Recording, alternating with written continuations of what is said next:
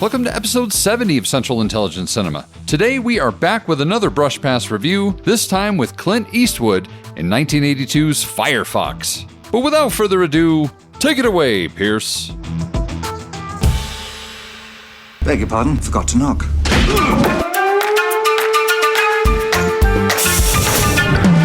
Welcome to the CIC, initiating security clearance. My name is Napoleon Solo. Bond. James Bond. Natasha Romanoff. Ethan Hunt. Felix Leiter. Elsa Faust. Identity confirmed. Now, pay attention, 007. Welcome to Central Intelligence Cinema, a podcast dedicated to spy movies and secret agent pop culture. Your mission, should you decide to accept it. You expect me to talk? I'm in the middle of an interrogation. This moron is giving me everything. Yeah, baby! Special agent, you're not having a very special day, are you? But remember, nothing ever goes according to plan. Tom, what do you think you're doing? Keeping the British hand up, sir. The state will self-destruct in 5 seconds. Recording from an undisclosed location somewhere on the permanent ice shelf? It's a Central Intelligence Cinema podcast. I'm Jason Greenberg, and with me, as always, Ben Esslinger. Thank you, Jason. And welcome back to the CIC, the spy movie podcast that, is there a permanent ice shelf anymore? I mean... The spy movie podcast that's asking the question, is there even a permanent ice shelf anymore? And I mean, if we want to get philosophical about it, what is permanence? Permanent. This podcast has already taken a weird turn. But yes, welcome back. We are back with one of our Brush Pass reviews. Jason, we've got Clint Eastwood. We've got Tote from Raiders. We've got Dietrich from Raiders. Yeah, we've got Dietrich from Raiders. If your face melted in Raiders of the Lost Ark, you're in the movie. You're in the movie. We also got Admiral Piet from Star Wars and Cliff Clavin. And yet, you would think with that amount of talent in this movie that we're about to review, it would keep the movie from slumping and making you kind of want to fall asleep towards the second or the final third of the movie. But honestly, finding them all in the movie was sort of like the Where's Waldo of it was the thing that was keeping me going through it. That was the most interesting part of the whole thing. Absolutely. But yes, we are here to talk about Firefox. That's right. A movie that was significantly cooler in trailer than in actual watching. Indeed. But I still have fond memories just because I saw it at that age when all things cool jet fighter planes were cool. Oh, same here. It still looks kind of cool. I mean, kind of like when they first unveil. Sure, the actual built physical model. I mean, that the they movie built, not so much. I don't mean the movie at all. I mean the plane. when they show the 66-foot mock-up. Yes, that was impressive. Yeah, right. But the flying stuff looks like anything else from 1982 that was simulated model flying. Yeah. Regardless of all of Dykstra's extra techniques in it. I think the only thing in there at all is like a little bit of lighting that makes it feel slightly but not a lot, but slightly more like it might actually be in the air, but so I think, obviously not in the air. No. And so I think that's where the biggest thing that has happened with CGI, the biggest separation between physical special effects and CGI special effects is that CGI tries to replicate actual physics in what it does. Yes. So if something goes flying over, the surfaces underneath it will react as if it had gone flying over. Right. Which you don't get in a lot of, and they did try and do a good job of this in this movie. Yeah. But you weren't seeing the effect of this plane flying through things. Right. It's flying through clouds. It's not moving clouds. Right. It's flying over water. Sometimes it's moving water. Sometimes it's not moving water. Right. So there's that lack of consistency that the discerning eye that's now used to watching planes being done through CGI will just automatically go fake. Even if you weren't looking at the little fuzzy lines around everything and whatever else. But kudos to John Dykstra for trying. Yeah, well, We can't all make Star Wars. Oh, wait, he did. But yeah, we are here to talk some Clint Eastwood spy intrigue and suspense. We were talking about that. He hasn't really done a lot of intriguey things. No, not really. Certainly not from a spy perspective. No. And I do think, actually, well, we'll get into that, but I almost think that the spy part of this movie is better than the airplane part of this movie. Yeah, for what it is, yeah. Well, should we just jump right in then? We absolutely should. The plane, Firefox, the most devastating killing machine ever built. The weapon system is one of the most advanced ever conceived, with a thought-guided, thought-controlled arsenal on board the plane. If the Soviets can mass-produce it, it will change the structure of our world. The man, Mitchell Gant, the most daring U.S. fighter pilot ever to fly a plane. There's not a one of you who think I have a chance in the world of pulling this off, is there? The mission, steal Firefox. Gant, can you fly that plane? Yeah, I can fly it. I'm the best there is. I'm speaking to the individual who has stolen the property of the USSR. Oh, we're getting the royal treatment. You will not, of course, make it to wherever you are going. Let's see what this baby can do. Clint Eastwood in one of the most incredible undercover operations in history, Firefox. Okay, Firefox, released in 1982, 1 year before Octopussy, pre-title inspiration. Who knows? 1 year after Raiders of the Lost Ark, so... Yeah. Directed by Clint Eastwood himself. This is his 10th time in the director's chair. It was based on the 1977 novel by Craig Thomas, who went on to write a sequel, of which is actually dedicated to Clint Eastwood. It should be.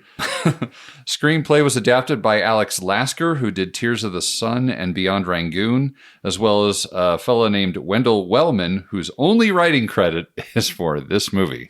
But, I mean, it's a very straightforward movie for the most part. This is not like a Bond movie where there's tons and tons of convoluted twists and turns. No, there's no real political intrigue, no suspense, no... Yeah, there's no, It's baked in action movie suspense, if there's any suspense at all. Yeah. I mean, they try and make it more complicated as they go along with Clint having to change identities several times through the movie, but it's not very complicated. They try and make it seem complicated when they depict the Russians figuring out what's going on, but it's really not complicated. No. So, as far as cinematography was by Bruce Surtees, who's kind of Clint Eastwood's main man. He's cinematographer on a ton of his movies, including High Plains Drifter, Dirty Harry, Escape from Alcatraz, and many, many more. And the man does love his single light on the face shots, let me tell you. Oh my goodness, yes.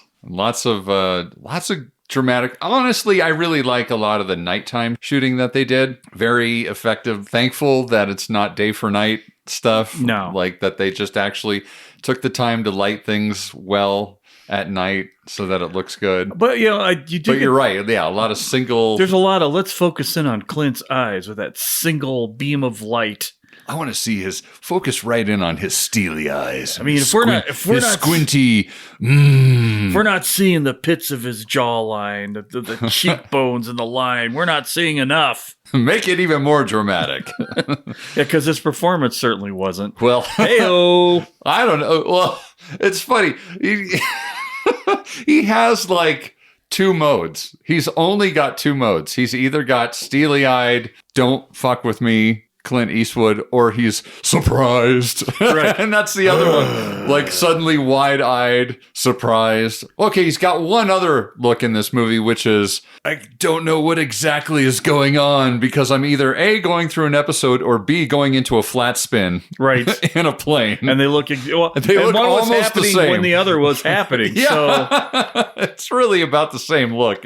I don't get me wrong. I love Clint Eastwood. I do. I think I've loved every movie he's ever been in, whether he made them or not. But he's not the broadest range of actor out there. I think what he does well. He absolutely does. He stays in his lane. He occasionally will get into that role where he puts a little bit more heartfelt into it. But I don't want to compare him to Jeff Goldblum because who wants to compare anybody to Jeff Goldblum? But Oh, tell me. Are you going to say that I'm as good an actor as Clint Eastwood? No, I just, Clint's got a lane. Like Arnie's got a lane. Everybody, a lot of actors just kind of got a lane. They do. But there are some actors out there that can get out of that lane in a hurry. Right. There are, I think of people like Gary Oldman who can do almost anything. Yeah, his lane is to be whatever the lane needs to be. Right. As opposed to Clint, who is like, well, I can either be this guy, or this guy. I can be Clint the cowboy. I can be Clint the funny cowboy. I can be Clint the cop. I can be Clint the funny cop. I can be Clint the romantic lead, or I can be Clint the funny romantic lead. None of those movies ever seem to work, though. Exactly. I mean, we're not going to have him doing Shakespeare. Right. He's good at being cranky. He's good at being steely-eyed and badass. Sure. When you look at him in Unforgiven, which I think is the movie he showed the most rage in other than Bridges of Madison County, he can act. Right. It has to be, the character has to be written for him. It has to be there. And then what he does do is he surrounds himself with really good actors. This is true. I mean, when you're in Unforgiven, when you're acting side by side with Morgan Freeman and Gene Hackman, I would look like a master thespian in that. Right. It's gonna come off well. Exactly. We do also have to talk about special effects, obviously, since there are quite a bit of them. We've got special effects supervisor John Dykstra of Star Wars fame. Yeah, that's right. The Dykstra effects camera, baby. That's right. He pioneered a new technique for shooting the flying sequences called reverse blue screen photography, which involves coating the model with phosphorus paint and photographing it first with strong lighting against a black background, then with ultraviolet light to create the necessary male and female mats to separate the foreground model and the background footage. So this enables the shiny black model to be photographed flying against a clear blue sky and gleaming white snow. Compare this with traditional blue screen technique used in like Empire Strikes Back and so forth and so forth. So it sounds fancy, but it's still 1982. It doesn't look any more convincing than if they hadn't applied the technology. Right. What you didn't get was a lot of that whiteout and wash, the fade that you'll get from the white lighting that they were going to principally be doing. You can see that in Empire Strikes Back when the snow speeders are flying. Yeah. Until they went and cleaned it up digitally, you could see through them straight into the thing. Right. It was never super convincing. Sure. And it's interesting to note that Gregory Jean, who is well known in Star Trek dumb as a model builder, but has worked for ILM for a gajillion years. Yeah. He built one of the scale models that were used for the shooting. And is now on display. Yeah, at the Warner Brothers Museum. I think Jean was responsible for building the Enterprise D. I know he was involved with ILM when they built the original Enterprise refit model and the A, and did a lot of stuff for Next Generation. Wow. Because ILM was doing the special effects for that too. So he's a guy. Yeah, he's a guy. He's a guy in the field that people may or may not know. So Clint hired some top-notch folks. Top men, you might say. Top men, even. Although we did not get... There were no top men that we could see. Neither of the men talking about top men were in this movie. We kind of expected to see them. Although clearly there were roles for those guys. Oh, absolutely. One guy in particular could have been Porkins with zero trouble. Fit it to a T. Right? Speaking of top men, we also had Maurice Jarre back for another one to do the music. Very No Way Out-ish. Yeah, it feels like this was a prototype for like, how do I want to start integrating some of that electric music into my stuff. What is this thing called? It's a synth? What? Is this a synthesizer? Mooga? Is it pronounced like cooperate or coop? Yes, exactly. Korg. Korg. Interesting. Now, who is this Roland fella, and what is a synthesizer? I mean, it's fine. It's a little cheesy, but it's also 1982. There's three distinct compositions going on here. Yes. There's the intriguey one, which I think I almost like the most. A little bit. It's got that little cranky off-tune piano kind of action going on. Yeah. Then he throws a synth in the middle of it while we're coming to we're at the bridge point between spy movie and fighter plane movie. Actually, you know what? I think that's the one I like the most, is when they unveil the plane. I think that Maurice Jarre soundtrack is probably my favorite. Because he starts rolling that patriotic... No. I as soon as it gets to that, I'm like, I'm out. But there were undertones of it when he's walking past the plane. Oh, really? Where he starts bringing in that more anthem-y sound to it. Okay. Right? But he hasn't gone full. No, because he hasn't taken off the plane. It's not successful yet. Yeah. Because once he's in the air, I'm just like, okay, this is corny now. But before that, when they first unveil the plane, that's a good track right there. That's a good one. So he's got good stuff. He's got bad stuff. He's got... It's perfectly adequate for the film. Indeed. By the numbers, according to Wikipedia, the budget was $21 million, and apparently the largest budget that Clint Eastwood and his producing partner Fritz Main, they have the company Malpaso Company. That's the largest budget that they had to date. But apparently a huge part of that budget, of course, went to the special effects. The worldwide gross on how it did, $46.7 million, which, I mean, pays for itself. Yeah, it made itself back. Yeah, I think it helps that at that moment in time, Clint Eastwood could have put out just about anything. Well, that's not entirely true because he released, not. I think, Bronco Billy the same year, and it tanked. Oh. But as I mentioned before, Comedy Cowboy, not so much. Yeah, I guess it all depends on the genre he decides to jump into. Critically, it was pretty panned. I think rightly so. I think Roger Ebert actually did like it, but in Vincent Canby's review in the New York Times, he zeroed in on Eastwood's lack of control over the plot line, saying Firefox is only slightly more suspenseful than it is plausible. It's a James Bond movie without girls, a Superman movie without a sense of humor, which is really accurate. It's kind of a spot-on assessment of it, really. I mean, and speaking of that, there's literally one woman in the entire cast of this movie. And she dies. And she dies.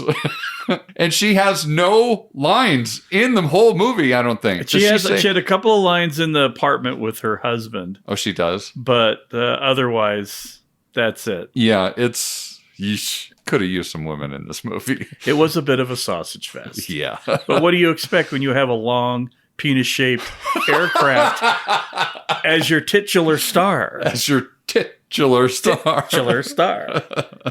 For those who have not watched this titan of a movie, good for you. Good for you, but I will give you the general synopsis. A joint British-American plot is devised to steal a highly advanced Soviet fighter aircraft, codename Firefox, which is capable of Mach 6, is invisible to radar, and carries weapons controlled by thought.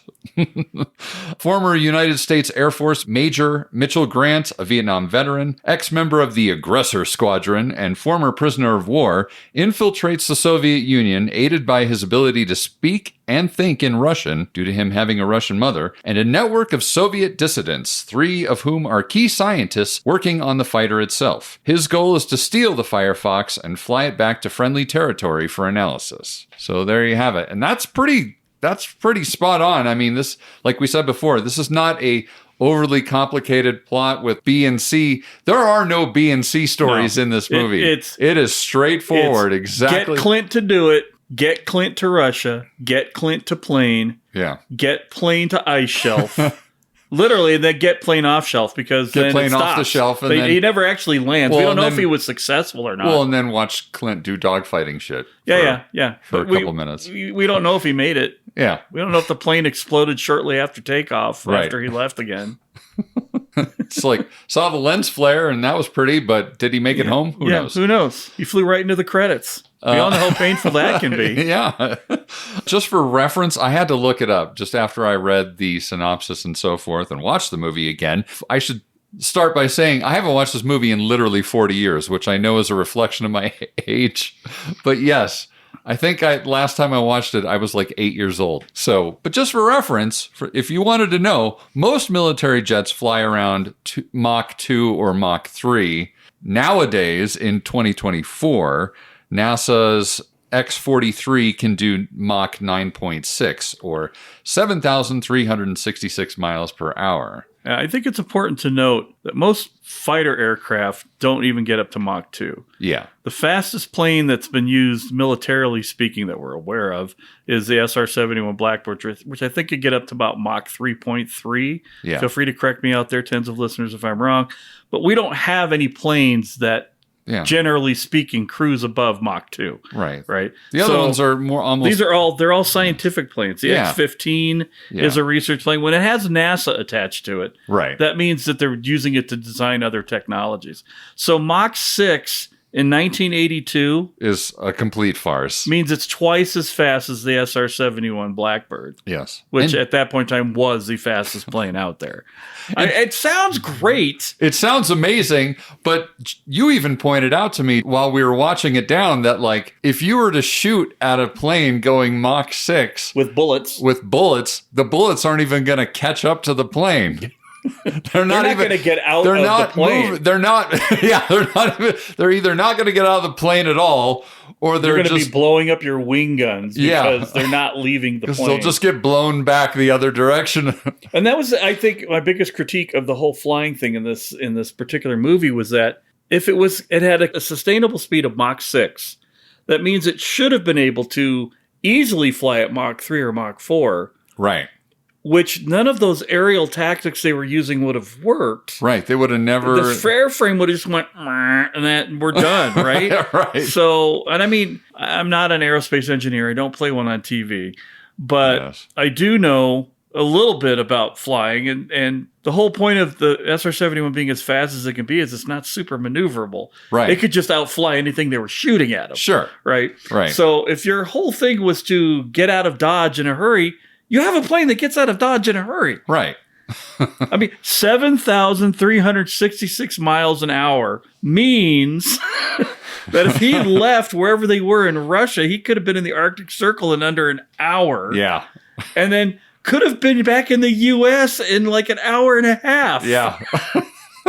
It's silly. It's silly. It is silly. Also, obviously, it's very silly just because it's got a Neuralink allowing you to use your thoughts to control the guns or the missiles, but you have to think in Russian. Yeah, or in Clint's case, speak in Russian. I mean, why do we need all the fancy technology if you're talking? Well, it's really, there's so many inconsistencies in this movie. There's the inconsistency of, there's moments in the movie where they speak in Russian, but then there's moments in the movie where the filmmakers are assuming that the audience knows that they're now talking in Russian, even though you're hearing it in English. Right. You know, there's nothing going on to tell the listener, oh, we're actually speaking in Russian right now. Right. You know, it's not like in Red October when they do the little translation thing to let the audience know, okay, we're translating this for you, but know that they're talking in Russian this whole time. Right. Which, of course, that is the epitome of getting people into that program, because then they had to redo it again when Alec Baldwin gets on the sub. Yeah. Right. And they have the small exchange that gets them back to that point. Right. But yeah, it was so, it doesn't distract from the movie. Right. Unless you're looking for things like that, as if you're watching the movie to review on a podcast. Right. This is true. Then it's very dumb. Right. But the only attempt that Clint Eastwood had to be conversationally speaking in Russian was so bad. Oh my God, yeah. It's like he was trying to remember the words as he went. Yeah, there's a moment where he's disguised as the Russian general. I think it was just a captain, guard captain. Russian captain, and he's speaking Russian really poorly to the guard. Telling him, send the dogs out. Yeah, send the dogs out to look at, I saw somebody out there or whatever. Yeah, exactly. And it just... I tell you, he would have, and we had this discussion too. We were watching the movie. Has Clint Eastwood ever done an accent? Yeah. I don't recall him ever doing an accent in any movie I've ever seen him in. But if he has, out there, tens, let us know.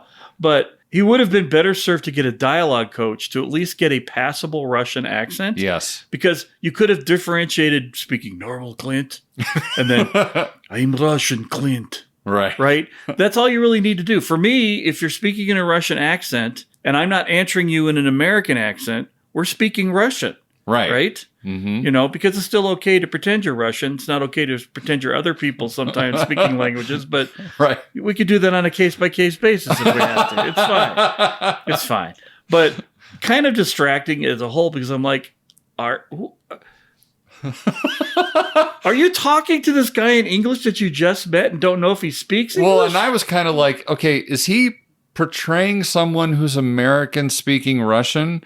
Or is he trying to actually be Russian here? There are a lot of moments like that. There's a moment where he's talking in English, but I'm like, wait, isn't he supposed to be in disguise as a Russian person right here? I'm like, and why is he not, like a lot of moments like that where I was like, wait, what exactly, this... Not super clear. Also, just in general, like science and reality do not... Clint is not real good about paying attention to details when he's directing this thing. When we're at the checkpoint in Russia, and isn't the guy who played Todd, what's his name? Ronald Lacey. Yeah, Ronald Lacey. Doesn't he literally point to the KGB guy, like instead of just saying there's KGB back there? Like he's supposed to be on the sly telling Clint that the KGB are back there, but instead he points right to him. Yeah. Clint Eastwood has gone on record, I'm pretty sure, as having said that he cares less about the particulars, more about the story. Yeah. And that's fine. Yeah, that's fair. You should never go into a movie expecting historical accuracy. Right. But some are more than others, but there is a line where consistency. Yeah, consistency where you kind of like it can't take you out of the movie. It can't be so bad that it takes you out of the movie. Right. And I mean, is Joe 25-year-olds watching this in 82 going, I don't understand. No, they're not going to care. We weren't when we were watching when we were kids. Right. Right. We watch movies. We don't do it for a living because we do this for the love. Yeah. But trust me. I love movies. I love movies and I watch them all the time. And you certainly get a level where you have a critical eye. Yeah. And I mean, at least this one is so unconvoluted that stupid stuff like that doesn't really throw you off the scent. Correct. Yeah. Because it's almost a heist movie. Mm-hmm. I mean, it's more or less a heist movie. At its heart, it's an intriguing heist movie. Yeah. So let's get into the characters here. Obviously, Clint Eastwood is Mitchell Gant. I'm sorry. Mitchell Gant, the Vietnam vet who was brought in to steal the airplane. As far as, like I said before, there is literally no women. There is no Bond girl in this movie. There is exactly one woman in this entire movie, and she dies and has very few lines. Very few speaking lines. Yeah. She dies nicely, though. I mean, well acted. Sure. And then we have Kenneth Aubrey, played by Freddie Jones. Freddie Jones, he literally represents all of the Britishness that we need for this movie. Because at the heart of it, this is an American-British combined operation. But that's literally the only British person, I think. No, there's some people in there's and a out couple of there. other. But he really Britishes it up specifically for... And he says he's part of the SIS. Okay. Which I'm assuming is Special Intelligence Service. Yeah. But I don't know what that is. Yes. Compared to MI5, MI6. Right. Usually the SIS is like, military operation. Yeah, Special Intelligence Service. You know who could probably tell us what this is? C? Maybe Agent C. Agent C could probably clear this all up. Put him on the thing there. Yeah. But my gosh, there are British actors, and then there is Freddie Jones. Yeah. He's British. And I've never seen him act any way but this in anything I've ever seen him in. But yes, for those of you who are uninitiated to Freddie Jones, he was also in The Elephant Man. He was in the David Lynch version of Dune. Thufir Hawat. He was in Krull. And he was also, I believe, the old guy in The Count of Monte Cristo. One of the versions, yeah. He was also, I believe, in Young Sherlock Holmes. Okay, yeah. Several things of that nature. And then we had Captain Buckles, played by David Huffman, who did lots of TV, including Remington Steele, T.J. Hooker, Trapper John M.D., as well as the lesser-known movie Fist, or F-I-S-T, with Sylvester Stallone. If it was a spy movie, it would definitely be on our list. And then we have Pavel Apenskoy, played by Warren Clark, who was also in Top Secret as Colonel Von Horst. And he was also in Clockwork Orange and lots of TV. And then he is in this movie, by the way, not Jewish. Yes. He clearly states that. He clearly states that he is not Jewish. There's a whole undercurrent in here that confuses me to no end. Yeah, I was like, wait, why is this such a thing? I mean, and you kept pointing out, it's like they do seem to be making a lot of Nazi references here. Yeah, it does feel like they're doing that thing where they're trying to sort of translate the Russians as Nazis. Right. Making that very clear, trying to make a very clear connection between the two as if they are one and the same. Which they are not. But it does sort of demark the point where Nazis stop being the bad guys and everything. Because for a while there, it was either a World War II movie with Nazis or there were still Nazis living in modern day. Right. And then we finally decided, well, who would make really good bad guys and are more topical politically? Right. Let's move on to the Soviet Union. Yeah. But there was a lot of movies where those correlations were being made. And you could see it in some of the set decoration here. They got the big flowing red banners coming off the buildings that are reminiscent of the Nazi party stuff. But instead of the Nazi symbol, they've got it's just the a sickle. hammer and sickle at the bottom of it.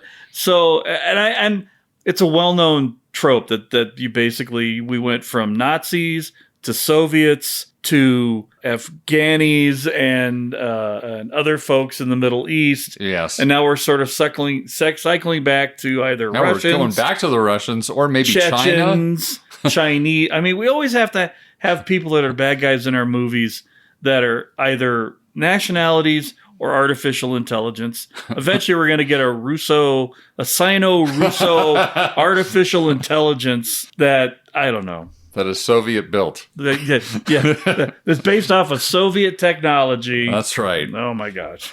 But also in this cast, we've got, can't leave this one out, Dr. Maxim Ilyich Semilovsky, played by Ronald Lacey, a.k.a. Tote from Raiders of the Lost Ark. Face still in full effect. It hasn't melted yet. And right next to him is the other face melter buddy. Well, his hat falls down. It's pretty great. Wolf Kahler, who played Sherman Yuri Andropov, who is a real person. Oh wow, really? Yeah, he was the director of the KGB, and then he became the premier of the Soviet Union. Wow, and looks nothing like Wolf Kahler at all. At all.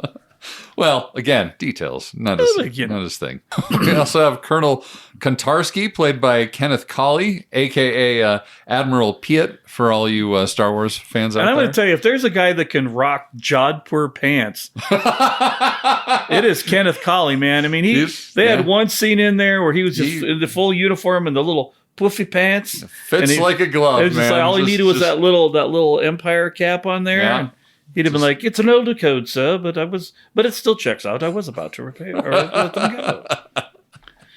We kept expecting Darth Vader to show up when he started screwing up, but it never happened. Yeah. Well, I'll tell you who did show up. Who's that? That's Cliff Clavin, a.k.a. Chief Peck. Hey, what do you mean you need me to build you want me to build a runway right there in like 3 minutes? A runway in the ice? Are you sure? Yeah, I was just telling these guys over here, that the average weight to thrust ratio of these Radgets you got back here seems significantly higher than your ability to get out of the actual area you've landed on. I believe it was the early Mesopotamians that originally came up with the idea for a runway on ice. Sure. Yeah, when you was landing on the ice shelf here, you may have noticed that when the submarine breached, that was actually a scene from Ice Station Zebra, which was made several years before this movie was. Nami, could you get me a beer? Also, and this I did not see coming until he showed up on screen, and I'm like, is that? And yes, it is. Playing General Vladimirov is Klaus Loich from Gotcha. And what did he play in Gotcha? A Russian spy. I think he's got a lane. Yeah, he definitely has a lane. He's got that Eastwood lane. But he plays the sort of genius, tactical, military guy who kind of gets into it with the head of the Soviet Union. Yeah, pretty much. Yeah, argues with him over how to figure out what to do with Clint. So I know it's a little geeky, but I'm going to get into this just because this movie doesn't have a whole lot else going for it. Not really.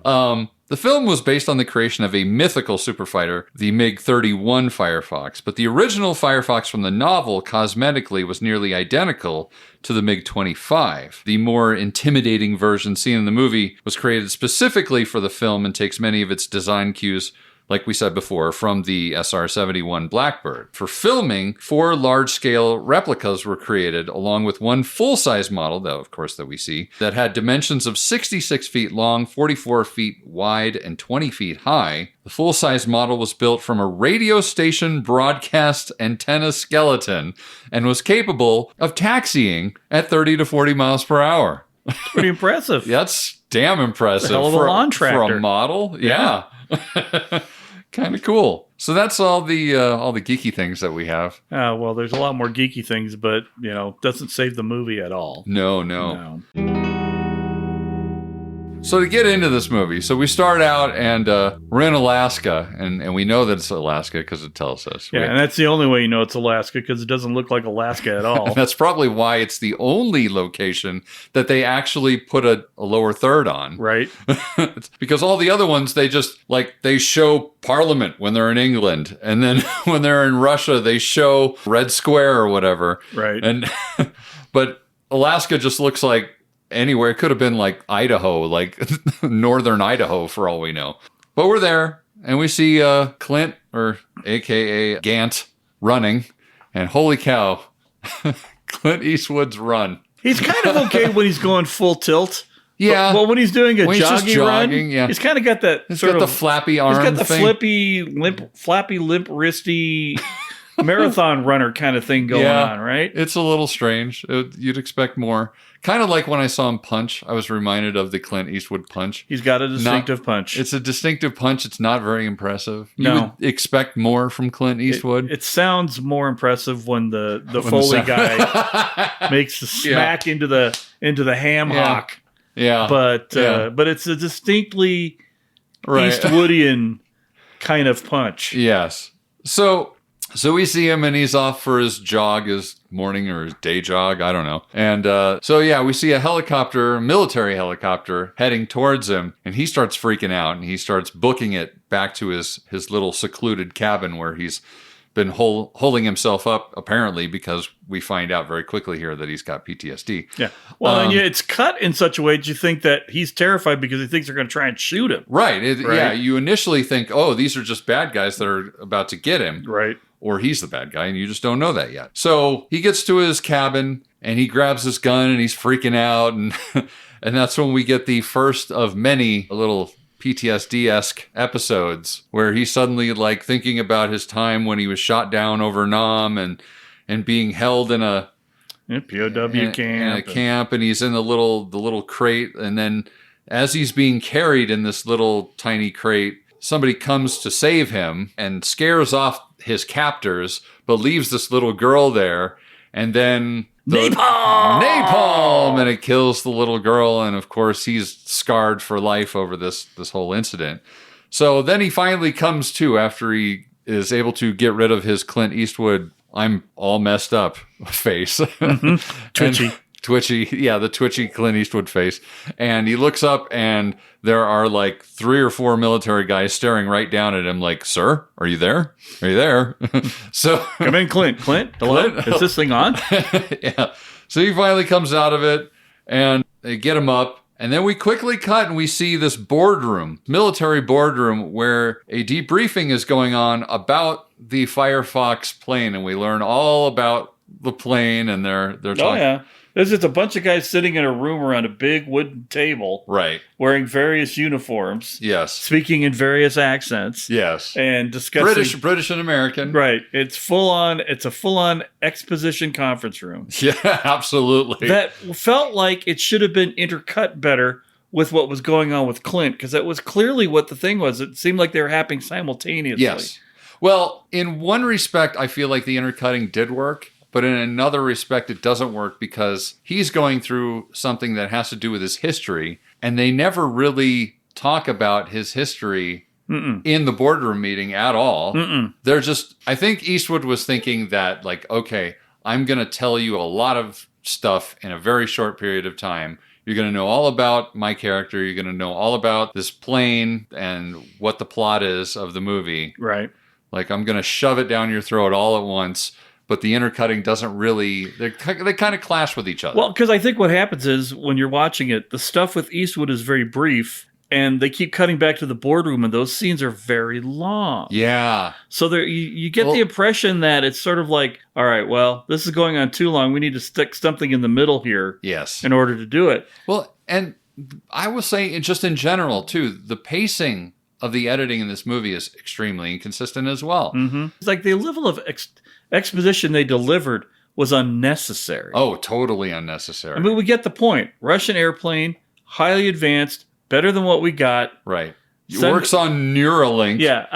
They had to get all that. And then they casually drop in, well, the only guy who can fly it is this guy who actually matches the dimensions of the pilot that this plane was designed to sit. Yeah. And his suit and everything. And I'm like, really? Yeah, they go pretty far into it. Yeah. I wonder if it boils down to the source material. Because I wonder if the book was a lot more science fiction-y. Maybe. And maybe some of that, this is where it translates into. And so maybe there wasn't a whole lot of editing as far as the screenplay adaptation. And maybe they didn't scale it back enough maybe in that area. Well, yeah. And I mean, I don't know. The whole size and the whole height and everything. Yeah. Basically, that was the MacGuffin to get Eastwood in there with all the problems that Eastwood's character had in there. Sure. Right? If you could have fit anybody in the plane, there would have been somebody significantly better for this job. Sure. All they needed to do is be able to fly a fighter jet and speak Russian and think Russian, right? And they needed one guy. They only could find this one guy who was the right height, right build. And could speak Russian and think Russian. And fly a fighter plane. Yeah. And because he was part of the Russian training aggressor squadrons, was familiar with Russian tech and how to do things. But honestly, if you could fly one fighter plane and you can read Russian, I'm pretty sure you could fly a Russian fighter plane. Right, exactly. So they intercut that, and we kind of... I think part of the reason, too, that the cuts when we go back to Clint is because there's not much to tell there. There isn't. It's really just him saying, you're the only guy for the job. Will you do it? Right. That's the whole conversation right there. Exactly. That's it. With the exception of maybe like Clint going, well, if I go down, is anybody going to come and get me? You know, that little bit. But that's about it. There's not a lot going on in that scene.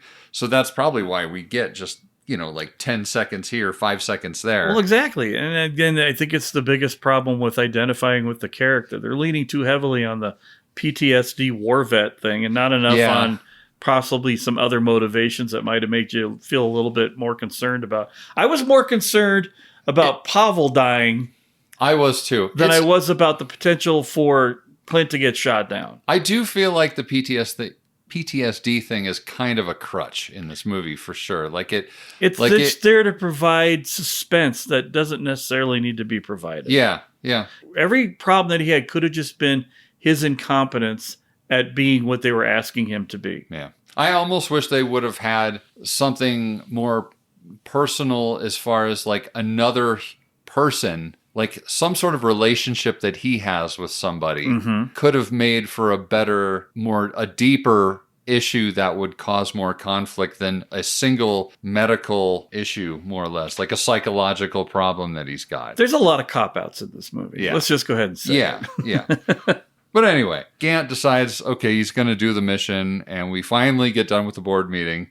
So then we see him, he's in like a flight simulator. There's a very brief period of time where there's like a training sequence. And it's not even a montage. It's just all of them are too long for it to be a montage. Yeah, it's just a shot of him in a flight simulator, a flight of him in an actual airplane, like winning some sort of dogfight, and they're all, yes, we've got our man. He's good to do it.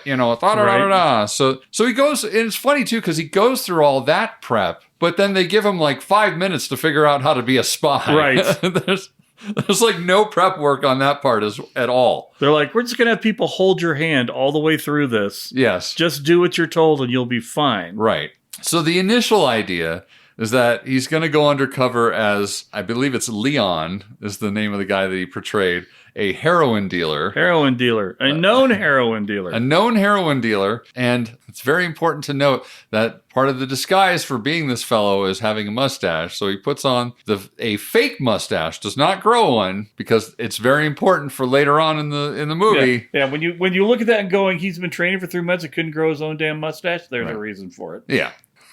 So then he's quickly whisked away to, I believe he lands in Moscow or somewhere. Yeah, I believe he's supposed to have landed in Moscow because he goes to the Moscow hotel. So. Right. So he lands he's at the airport and they search all his stuff and we get some grouchy Clint Eastwood moments where he's just like, this has never happened to me before. I want to speak to the manager. I'm going to shake my fist. He goes full Marin. To use the new term we learned today. Yes, a male Karen. He goes full Marin. But he gets through and he brings along his little, I forgot to mention that. The one gadget that's in the movie is this funny little, looks like a handheld radio. Right. Well, that's it is a hand. Yeah. You may notice it looks like a handheld transistor radio, and in fact, actually plays radio signals. So it's a handheld transistor radio. Yes, quite yes, so. Yes, it is. But also, in addition to being that, it Thank has you, Freddie this. Jones. Yes, exactly. Q couldn't have said it better himself. So it's a radio, but then it has like a tracker in it or something, some sort of homing beacon. It's basically like a GPS system for it to home in, which I predicted at the beginning of this movie was going to break, but didn't. Did not break. Actually worked. Got him to where he needed to be. Sort of. But he gets through with all of his stuff intact, but he gets into the cab and like the cab driver seems sus. Right. And then there's somebody behind them following him. So then he gets to... This is a great part in the movie. So he gets to the hotel, and it's important to note. So first of all, he asks to get let out early. Of the cab.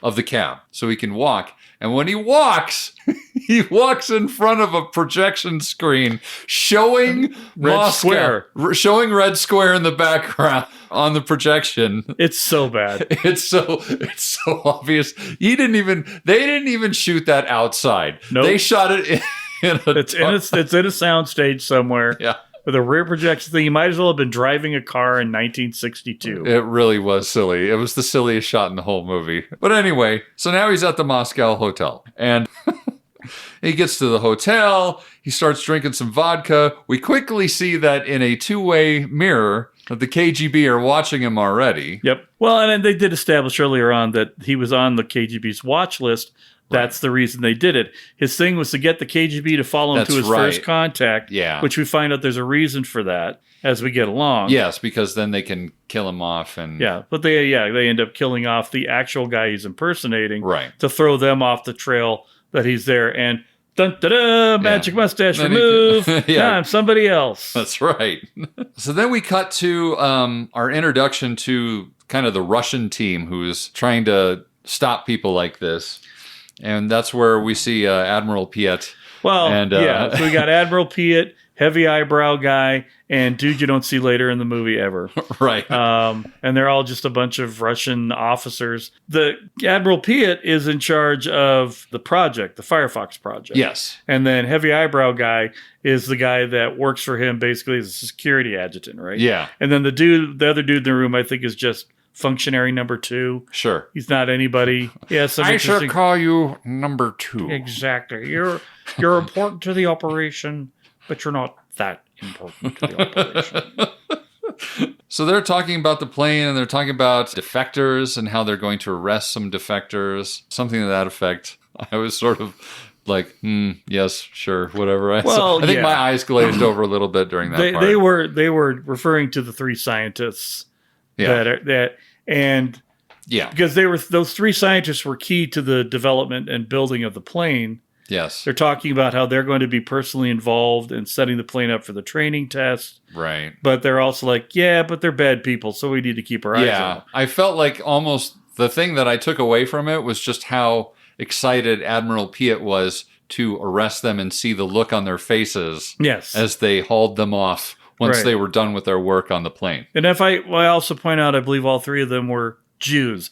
So yeah, it's all it's an undercurrent. Yeah, there's definitely an uncomfortable undercurrent. Yes, all the scientists are Jews, and somehow that makes them bad, or at least in the eyes of Russians. Correct. Well, no. Soviet Union, not Russians. That's right. I have to make that distinction. Sometimes I forget. It's like saying English instead of Brit, right? That's true. That's very true, especially these days. What's going on?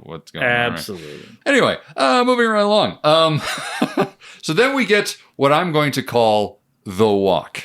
And this walk is long. This is a long walk, man. It's a long walk, but it's got some interesting music behind it from Mr. Jare. It's this out-of-tune piano, keyboard, synthy thing. Like I said, very No Way Out. But he's walking through alleyways. He's walking under tunnels. He's walking here. He's walking there. People are following him. There's like 4 guys following him. Like 2 of them are in a car. One of them's over here. One of them's over there. One of them has the loudest footsteps of any tale in any movie ever. The worst tale in any spy movie from that one. It's giving some big old clown shoes. He's like, fa-clop, fa-clop, fa-clop, fa-clop. I'm waiting to hear a, like he's got a horn in it. Oops, sorry. Should have left that at home. So eventually Gant gets to the 3 guys that he's supposed to meet while he knows that people are tailing him, because it's all about the appearance of this meeting. So he meets the 3 guys, and then as they're there, they kill the guy that Clint is supposed to be impersonating, and they plant Clint's passport on this guy. Right. And then they take off. Then they throw the guy in the river. Right. And this is after bashing the hell out of his face so he's not identifiable. Yeah. And Gant is just like, oh my God. Like, we quickly establish in this scene that Gant is not a big fan of just killing people indiscriminately. Right. Like, there better be a damn good reason to do it. Or you're 25,000 feet in the air and it's okay because you can't see them. Right. They're just bombs. Yeah, exactly. It's fine. It's like they're not even people when you're up there. So anyway, I digress. So they kill him and throw him in the river, and then they take off. The KGB, who I thought were right behind them, watching this whole thing, take forever to go retrieve this body out of the river. Right. But they eventually find it, and then quickly Gant has to now take on this new identity. He rips off the magic mustache, and then they have to get on a train. But before he can get on a train, he has another episode where suddenly he sees the girl in the fire, and it's all bad. But he gets out of it, he magically wakes up with Clint Eastwood hair. Yeah, that's right. Because before he had bad guy hair, which was all slicked back, but after he was done, full Clint Eastwood hair. Looked a little bit more Clint Eastwood there. And then meanwhile, the other guys that are helping him, the now 2 guys that are helping him, they're both looking on, especially Pavel is very upset because he's like, what is wrong with this guy? Why is he not getting on the train? Right. Hurry up, dude. The train's leaving. Get on the train. He finally snaps out of it, jumps on the train, and they're off. Right. And then they are rolling on a Russian train. Everybody looking at everybody on a Russian train. Which would never happen. Yeah. I mean, in the Soviet Union, I got the impression from things I've read that people just kept to their own business and didn't look at nothing. Well, and I mean, I've even heard that. Listen, the CIC doesn't make it to New York very often, but I've always heard that when you're on the subway in New York, you don't make contact. You don't make eye contact with people on the subway. Nope. You just mind your own business. So. Nope, because you never know what that person's going to take that signal as. Yeah, exactly. So they get off the train, and doesn't he get stopped again? Yeah, with a passport or something. So he gets stopped by another guy, but they eventually let him go. Yeah, he talks his way out of it. Your hair is a different color. I also put some weight on since then. Yeah. He's like, you don't look at all like him. Well, I'm having some stomach issues. Whatever. So then he goes over to this little map kiosk, wherever he's at the train station, and Pavel comes up and basically scolds him and tells him he's being a bad spy. He was like, that was very bad performance. Get your shit together, Gant.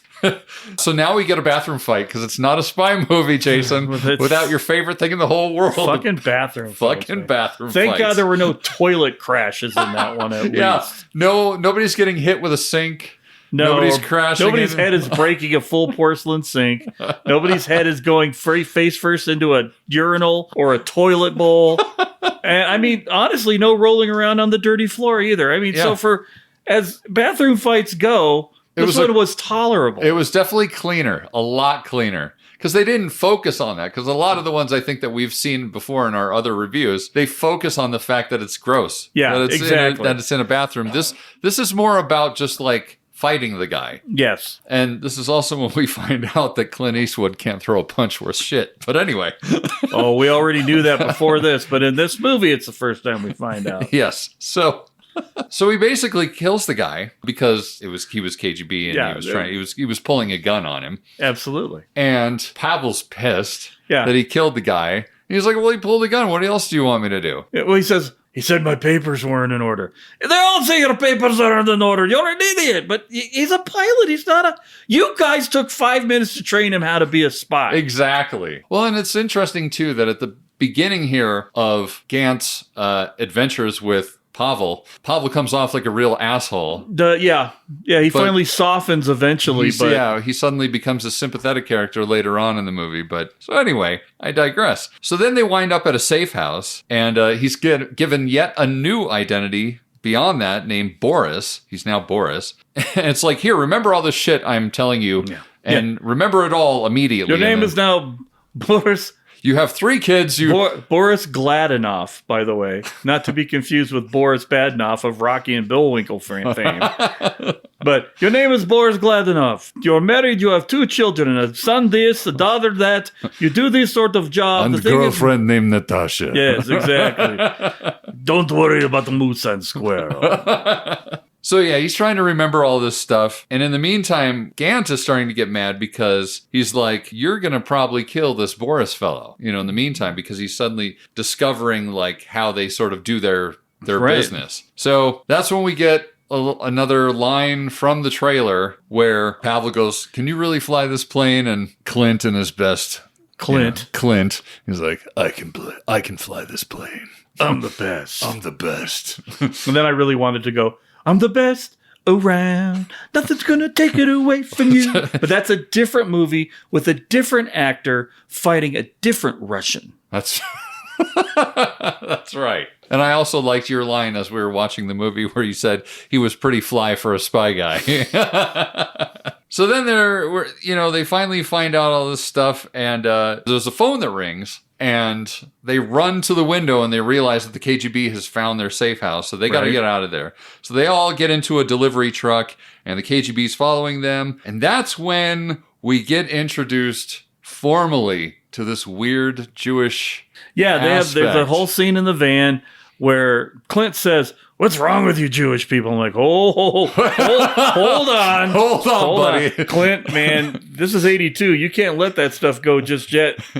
But what he's intimating is that the 3 Russian scientists who are taking the risk to get the plane out, that because this guy's affiliated with him, he must be Jewish as well. Right. Which he immediately corrects him, I am not.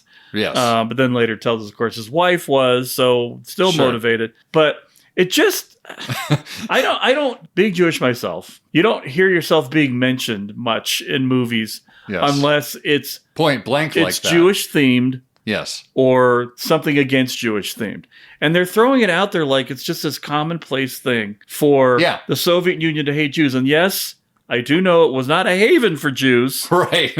That in fact, like my family left Russia because of the people that were in charge of the Soviet Union, because they were Jews. So I get that. But it's such a weird call out. Yeah. You could have filmed this entire movie without mentioning it, and yet you're mentioning it obviously for a reason. Yeah. But you're not really making a statement with it while you're doing it. Right. So it just seemed very odd. It's odd. It certainly feels like it's tightrope walking problematic. Right. For no reason. For no reason, because they're on the same team. Right. It's just kind of this odd call out. The thing is, like when Pavel says, my wife is Jewish. She was a dissident who protested, I forget when the invasion of Czechoslovakia and got put into a gulag for it. Right. Right. That's all the motivation this guy needs, Jewish or not. Yeah. To do all this stuff. And it's his wife. The scientists are doing this because they know it's such a significantly upgraded weapon. Yeah. that it could put the Soviet Union in a position of power over the rest of the world. Right. So there's Which this would concern. mean bad things for his folks. Right. It's the Galen Erso problem. We can't build a 2-meter thermal exhaust port in the Firefox, so we have to somehow get the exhaust port over to the good. Yeah. The rebels just need the Death. We need to give them the Death Star rather than giving them a way to blow up the Death Star. That was quite the analogy, my Thank friend. you, But thank I you. was able to follow it quite Thank well. you. I knew I would get you there eventually. Anyway, so I'm not going to talk about it anymore. Yeah. But the thing is just, it feels like it has no place in this movie because they didn't give it any room to breathe the need to have it. Yeah. Like, what if you put in the backstory that Gant's Russian mother was Jewish? That would have added a huge layer to that. Right. That would have made more sense. Right. Or that Gant himself was Jewish. Yeah. I mean, I don't know. Why are you telling me this piece of information that serves the plot in no way, shape, or form? We both almost like froze. Yeah, because the way he said it. Yeah, the way he said it, we were both like, what's going on? Huh? Mom, what's going on? It's like it's as if he'd been driving in the car with Jim Brown and used the N-word to ask him what his problem was with you people, right? Yeah. You know, to me, it's like, where did that come from? Right, yeah. A little out of the blue there. Yeah. But we'll just move on from there now. Yeah, they drive. So they drive, and At this point, it turns into Dumb and Dumber. They're in the big dog van, right? And they get past the checkpoint. That's when we get the very obvious point out of, hey, look, there's the KGB. I'm not going to be on the lowdown about this at all. I'm just going to point at the guy while he's watching me. Hey, love your work. All right, we'll see you at the next checkpoint. Hey. Bring some borscht. We're hungry. So then they make it through. And at that point, that's when Pavel reveals to Gant that the KGB had already picked up the real Boris. So they know that Gant is not Boris. Right. And he told in the him, van. And given how well you've done so far, right, I decided I'd keep it from you till we got through all the hard shit. Right. So you don't go have one of your weird freakouts. Yeah. So Gant is really kind of confused. It's like, well, why did they even let us through the checkpoint then? And they're like, well, they're curious. They want to know what's happening next. So they keep going. And then as we're getting closer to Gant meeting his next contacts, the other two scientists, he's about to meet the other two scientists, but at this point he has to part ways with Pavel. Well, no, yeah. I see what you're saying now. Parts with Pavel. Pavel tells him to jump out of the van and meet the other scientists. Yeah. Pavel's not just going to drop him off. Gant has to jump out of the van. So the KGB keeps following them. Right. So Gant jumps out, and then sure enough, he just sort of stumbles his way onto finding Tote, or AKA Dr. Maxim Ilyich Semilovsky. Right. I think Tote's easier to say. Tote. We'll just call him Tote. Everybody knows what we're talking about. Yeah. Ronald Lacey, sporting a full head of hair, not bald like he was in Tote. Not sure if that was a wig or not. But still sporting the same kind of glasses. Yeah. We never get to see that hand, though. I was constantly listening to his breathing. I was waiting to hear that, hey, let me show you. That whole thing. What I am used to. Yeah. Nicked! So he's pretending like his car is broken down, waiting for Gant to show up. So Gant shows up, they get in the car, and then they go to the next checkpoint. Oh, that's right. He puts Gant in the trunk. Puts Gant in the trunk. And Gant's freaking out because he thinks that they're going to check the trunk at the next checkpoint for sure. And he almost does, too. Right. But so he makes it through. And then from there, Toad dumps him off on the other two scientists. Yeah. So then we cut and we see the Soviets are interrogating who I believe is Boris? Yes, I think that was Boris. Who they beat to death? Right, because so Admiral Piet's security guy, Heavy Brows, he keeps trying to tell him, dude, he doesn't know anything. Yeah. So Admiral Piet's like, Darth Vader's going to choke me out if I don't get this done squarely. So interrogate his ass. Yeah. And the guy's punching him in the face and finally kills him from punches. Yeah, he's got some sort of glove on that like is really doing... Right. Yeah. And so, Piet's like, you killed him, you idiot. And Heavy Brow's like, dude, I told you he doesn't know anything. Right. You just told me to do this, idiot. Right. So he's dead, so they don't find anything out that way. So now we're back to Pavel's car. Right. And he's driving, and he's being tailed, and this car full of KGB guys pull up next to him and try and run him off the road. And there's like a shootout ensues. Pavel gets hit, but Pavel, does the old 80s trick of shooting the gas tank. And of course, the car explodes and he's safe. Yay. Yay, but he's not. Oh, he's shot. He's been shot 75 times. Apparently, yeah. I can still make it. Yeah, so he's not doing real great, and we expect him to die right off the bat, but he doesn't. He just kind of stumbles for a very long time in this movie. To meet his ironic end, as it were. As it were. But then meanwhile, we're back with Gant and the two scientists, kind of showing him what he's going to be doing. The layout of the airbase and where everything is. The fact that he's basically going to be taking a 3-hour-long shower to hide himself while they wait for the right moment for him to go out and hop in the plane and steal it, because they're going to create this large distraction, aka which will hopefully destroy the MacGuffin backup plane. Yes. Which is fine whether it gets destroyed or not, because Gant's going to kill the pilot that he's replacing, so there wouldn't be anybody to fly the backup plane, because he's going to successfully kill the pilot that he's replacing. That's right, Gant. You are going to kill him, right? Shower. Not just knock him out, right? Because he didn't do nothing. We'll just knock him out because he didn't do anything. It's fine. Pull out that tape that you randomly had in your pocket. Yeah, you got that, but you couldn't.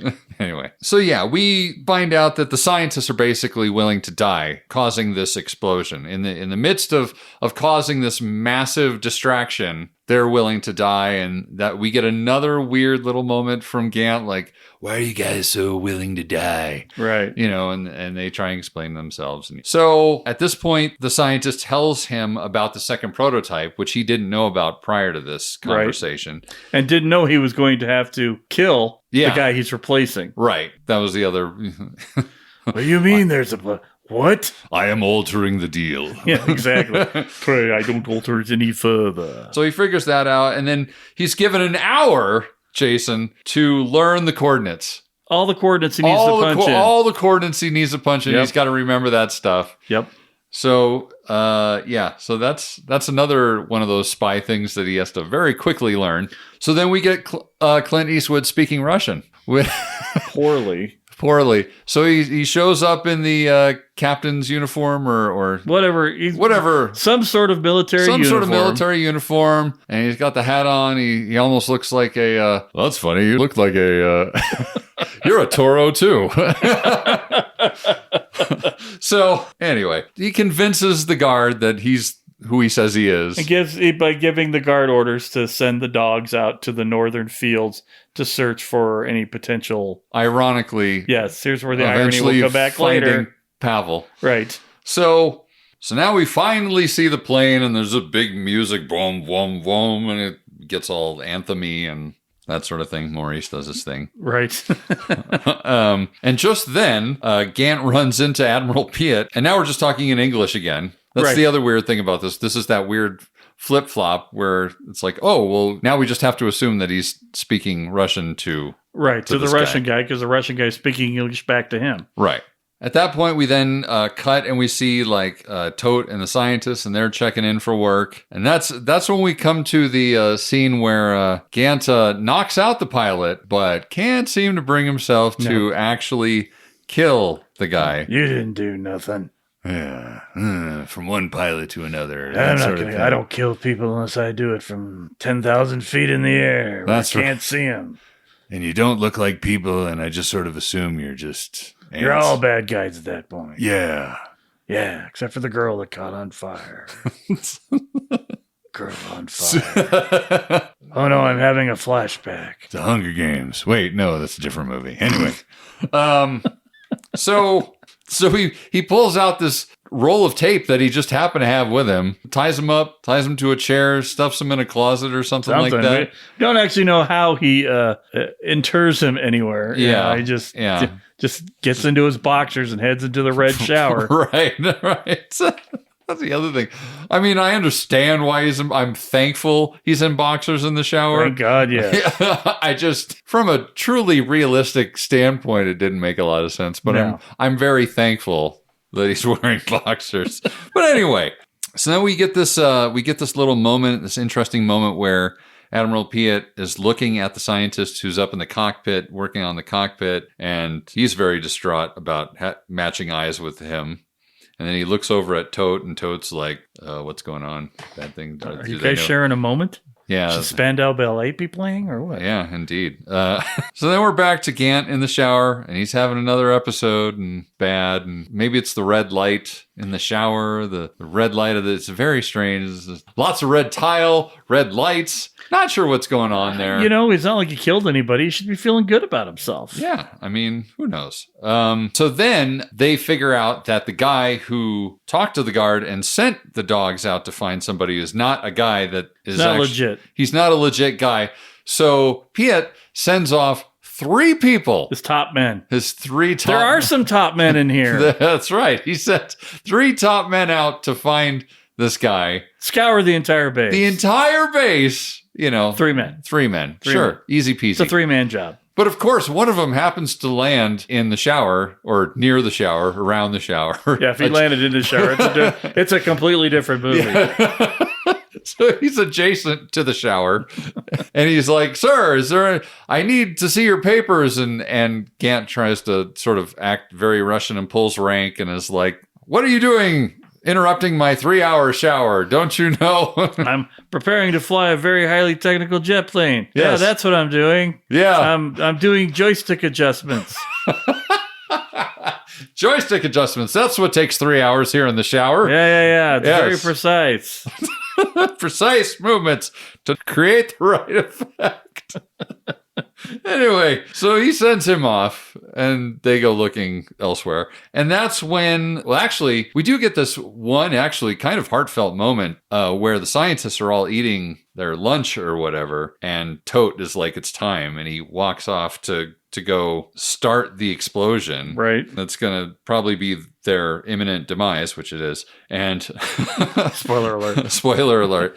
So the explosions happen and they're happening. There's like, first there's one over here and then there's another over there. Then Tote comes back out and he's holding a gun and they just shoot him execution style. You're done. Yeah. And then at that point, things kind of slightly calm down. They're trying to put out the fires. Meanwhile, one of the guards kind of looks like he's going to do something. And that's when scientist number 2 pulls out a gun and shoots him. And that, holy cow, like that's when, like after he shoots that guy, they just even with innocent bystanders right next to them, they just mow down people. Oh, yeah. After that happens, and, you know, then the only woman in the movie dies. Yeah, sadly. But very sad. It's a good death scene. Good death scene. So that's when out comes Clint in a motorcycle jacket type outfit. Not wearing anything for, you know, pressurized environment. Not wearing anything that's going to mitigate G-forces. Right. No Mae West, no nothing. Just in his little Ducati suit with his fancy little motorcycle helmet. He just... Don't mind me. Just walking along. Just walking along. I don't look like anybody else out here. I do a lot of walking in movies, especially this one. Of course, of course, I'd walk out right now. You know, just kind of not asking what's going on. Asking. I'm a pilot. I just pilot. That's what I do. Yeah, even though there's fire and explosions everywhere and people dead, I'm just not my business. Getting in my plane. Just gonna get in my plane. That's what I do. So. He gets in the plane, and I just got to say, this feels way too easy for him to get out of there. Like, they try and close the doors, but it feels like it's half-assed. It should have stopped the plane. It should have stopped the plane. The wingspan was so wide on that. It barely looked like he just drives out. No problem. And they literally do not show him driving through the hangar with the doors closing. They cut away. So that tells me there was a scene in there that they couldn't make work. Yeah, maybe they did try and like shoot out the doors or something. I don't know.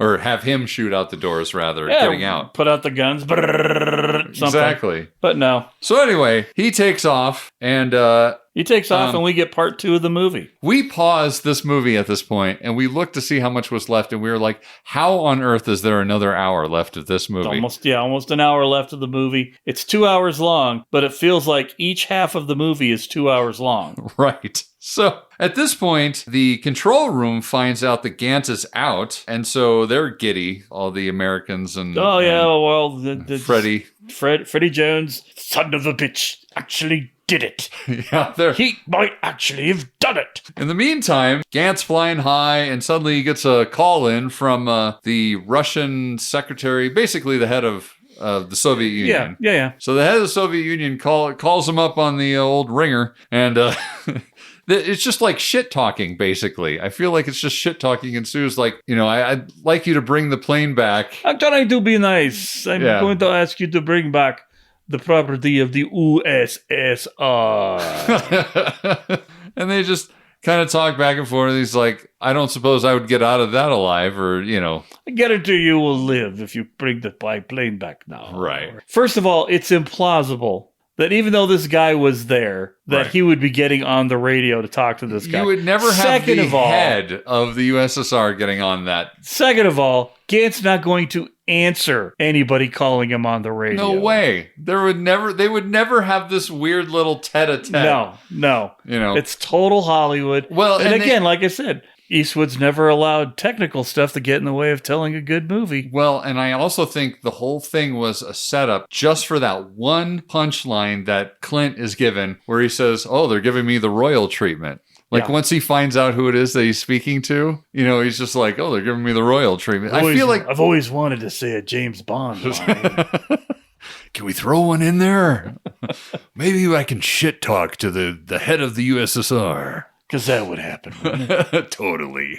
So anyway, they're done with their tete-a-tete. And I also noticed, too, in this part of the movie, so Gant's up there all by himself in the cockpit, and the audience needs to kind of know what's going on. So he talks to himself. It's basically exposition telling They the told audience. him to do that in the movie. Oh, is that the little... It's the black box. They told him that just in case you do get shot down. That's right. There's a black box installed in it. You can give us information that we might be able to retrieve later. Right. So he's not just randomly talking out loud. Okay. He only does that when he's thinking in Russian. But no, it's a great moment coming up. Yeah. So he use the force, Luke. Exactly. So he's doing it's a good, and I think it's a really good expositional tool. It's a very good device because he shouldn't be having a conversation with anybody else. So you can't have him just flying a plane dead air for a while, right? So it's a good plot device, but he's just like, yeah, he's just like, let's see what this baby can do, right? So yeah, he's talking about what he's going to do. He's like checking all his little doodads and knobs and what flux have you. Capacitor, fluxing. We then cut back to the Soviets, and they have broken out what they called the Wolfpack map, which I had no idea that they had ever had any sort of vacation in Vegas where things went awry involving a tiger and Mike Tyson and any of that stuff. I had no idea.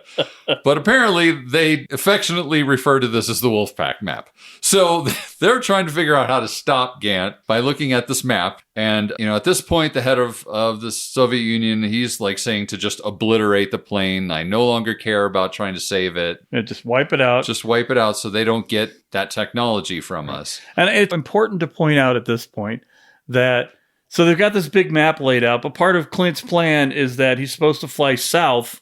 Oh, just at first. At first, to get seen by a commercial airliner. That's right. To indicate he's going south. Then once he's done that, he then turns north and goes the other direction. That's right. So all the Soviets get fooled by this, except for the clever general. The clever general, who played also by the guy got from fooled Gotcha. initially, but then takes a minute to think about it. It's like, oh no, maybe he's more clever than that. Yeah. And then tells the premier or the first secretary, I think is what they're calling him, that, I think I'm wrong now. I think he's doing this. This whole thing between the general and the first secretary. It's weird. It's just this weird power. It's like trying to say that the Russian military doesn't have control, only the Politburo has control.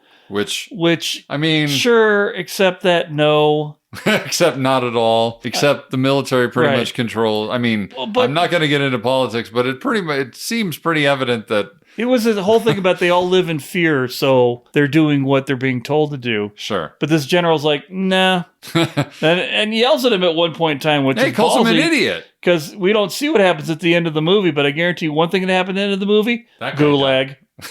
Yeah. We can't kill him because he might be an asset later. Gulag. So then we cut to some sped up flight footage. Very sped up. Some POV, just like, what am I watching? This is time lapse? It feels like time lapse footage or something. So then there's a plane that is coming to try and intercept him. And he outsmarts them and... Yeah, they sent out they can track him on infrared because of the heat signature of the plane. Right. Which, okay, whatever. But their infrared sensors aren't good enough to actually detect the plane specifically. So they send out an older Russian plane or Soviet plane piloted by a Soviet pilot. Sure. To use as basically a target to light up the Firefox plane and blow that out of the sky. Right. So in order to facilitate their blowing him up, they're going to kill another Soviet pilot. The first secretary's like, okay, go ahead and do it. He's fine. He's just what? We have plenty of those, don't we? So they think he's down now. That's what at that leads point. them. But then the Russian general or the Soviet general is like, no, I don't think so. And then he gets into another arm wrestling match with the first secretary. But the first secretary capitulates like he does on everything because the general's right. See, this is the reason why this part of the movie doesn't work for me. Mm-hmm. It's just, there's so much of this stuff going on that I'm just like, I just want to see pew, pew, pew, and fly, fly, fly. And But it's a Clint Eastwood movie, so there has to be character development. Right. And they have to. I mean, you can literally, from this point in time, he goes from there. They send a Russian missile frigate after him. They try to dispatch the helicopters to target him. He blows up both of the helicopters, which magically rebuild themselves later. Yeah. The missile frigate shoots off missiles. He uses his photon torpedoes that come out of the back of literally looks like a photon torpedo from Star Trek. Right. Out of his rear defense pod, wipes those missiles out, keeps on flying. They're still trying to track him. I mean... Yeah, you could make this much, much quicker. You absolutely could. I mean, they were really getting their rocks off of the flying special effects. Yeah, they're getting their rocks off on that, and they were getting their rocks off on strategery. Yes. I felt like there was way too much. They were trying to cat and mouse this. Yeah, they were overuse of strategery. So at this point, they send out the Russian pilot in the second prototype. Yep.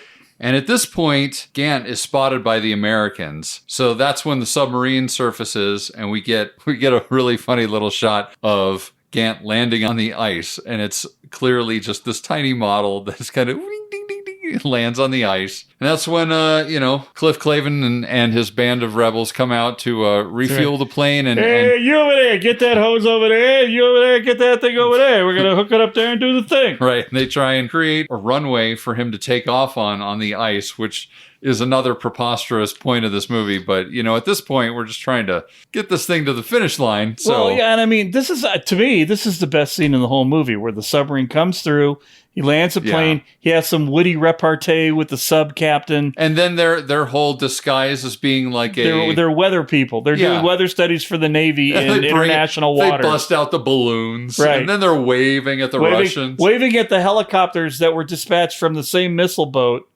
frigate that the two helicopters were destroyed on previously. They magically... I will also add, you can only land one helicopter on that ship. Yeah. But they had two, and now they have four? Now they have four, magically. That's more of a technological advance than a radar-proof airplane. Instantaneously, spontaneously appearing helicopters. Right. Also, can I just say that when Gant lands on the ice stretch... I really would have liked when he finally opens the cockpit, I really would have liked to have him look over and go, "Fill her up, please." God. Would have been perfect. I'm just saying. So the submarine refuels him, and so then he's off again, and now we're in dogfight mode. Yeah, because somehow a plane flying at Mach 6 with a, 20, 30 minute, maybe an hour head start. Yeah. That plane could overtake him, even though it's the exact same plane flying at Mach 6. Now, it did have the advantage of being able to refuel in the air. That's true. Which and I think they show him doing that. They do. Why did the prototype have it, but not this one? Doesn't make any sense. Because it almost sounded like the second prototype was kind of like a rickety sort of... Yeah, like it wasn't 100%, but it seemed to fly 100% when it got there. Yeah. So that doesn't make a whole lot of sense. Maybe they took it up and went ballistic. I don't know. None of it makes... It should not have been able to catch up with Clint. Right. Unless they're saying he caught it. Well, okay, I take that back. Depending on how long it took him to get fueled, right, he could have made up that time. Sure. So, but on the screen, he only took him like 7 minutes to get fueled. Right. And that's clearly what happened in the real world. So totally. But anyway, so now they're in the air, and like, man, can I just say some of these shots of Clint in the cockpit are hilarious to me. They're just, it's like he didn't know what to do. He's like overact. I'll just overact a little bit in the cockpit to look surprised and look over here and look over there. But anyway, so we get this dogfight. And then they go into this Arctic trench that is so Star Warsy. Like, I'm just waiting for the little thing that's like just a little more than 2 meters wide. That he has exhaust port. Except his torpedoes come out the back, so he has to actually shoot it after he's already pulled out. That's right. So he pulls out, and in the confusion of this dogfight, Gant goes into a flat spin. Yeah, and it's just. And I don't know a whole lot about flying, but I had no idea that all you had to do to get out of a flat spin is just put out the landing gear, and that'll just straighten you right up, because that's apparently how this works in this movie. Sure. But anyway, so he brought out the landing gear, got them all right, and then suddenly, like, now he's flying side by side with the Russian Firefox guy, and I almost feel like the Russian Firefox guy was like, all right, you good now? Can we continue? Right. He gets him the well done, soldier, well done. 2-finger salute. That's rather right. than just decimating the plane when he had a clear opportunity to do it. Right. A flat plane in a flat spin isn't going to avoid a missile, is what I'm saying. Exactly. So instead of just obliterating him, he waits up out of respect. Sure. So then the dogfight ensues, but, hey, somehow the Russian pilot doesn't remember that the Firefox plane has reverse missiles, even though he is the pilot of this plane. Yes, exactly. He should know what this thing has on it. Yes. So, but he doesn't think about that. And then suddenly it comes into Gant's mind like, oh, I should use the reverse thing. But then he starts doing it in English. Right. Because he's forgotten the whole dang thing about the movie. The whole plot. The whole plot is that flat spin, man. His brain just like... Suddenly he remembers at the final moment, oh, I just have to think about it, and it will do it as long as I think about it in Russian. Well, no, the funny thing is, so he's not been thinking anything. Every time he wants to do something in Russian, he just says it. He just speaks it out loud. He verbalizes it. But as he's like, activate the rear weapons pod. And then you hear in the echoey, I'm thinking in my head voice, you have to speak in Russian. Or you have to think in Russian. So he's like, oh, Trapazny Pavlozavladndo speaks again. Doesn't just think it. He's not thinking it, he's speaking. It would make more sense, too. He's already in his thinky voice echoey world. Right. Why not just keep him there and you hear the echo on the voice, hear more Russian? This had to be a conscientious choice on his part, because I get the feeling he's not the kind of guy who likes the echoey, thinky voice in movies, Either that or he just had a point to prove that he could learn some Russian. I suppose.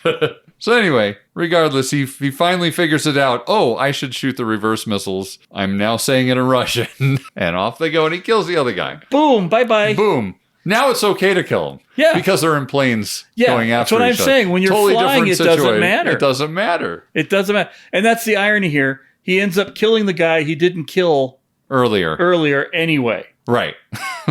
But it's so distant, it's okay. Right.